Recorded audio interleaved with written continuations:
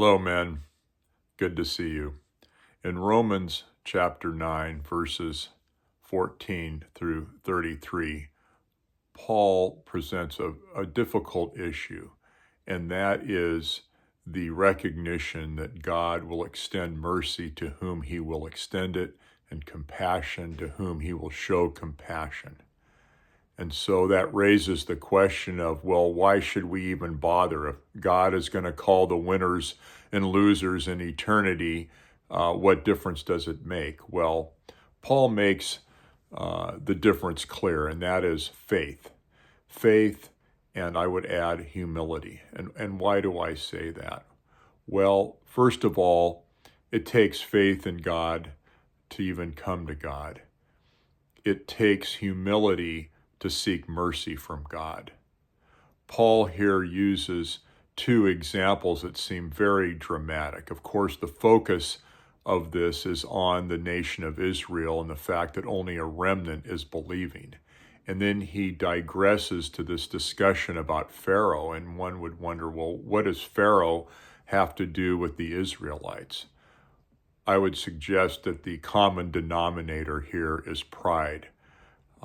And things other than God. God knew that Pharaoh wasn't going to let his people go. Pharaoh wanted the slave labor.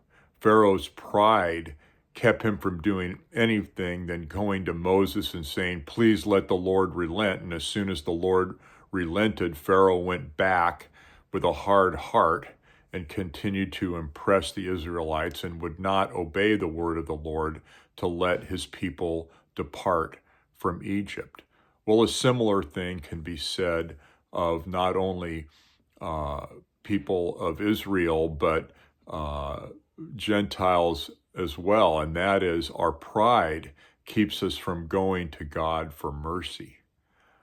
Well, it would appear that when a person comes in faith, puts aside pride, and is humble enough to say, God, forgive me.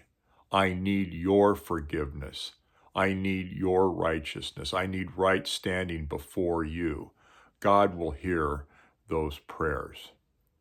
And so as we ponder our own relationship with God, as we help to lead others to God, an important recognition is the fact that we just have to get ourselves out of the way and to let God be God in our life.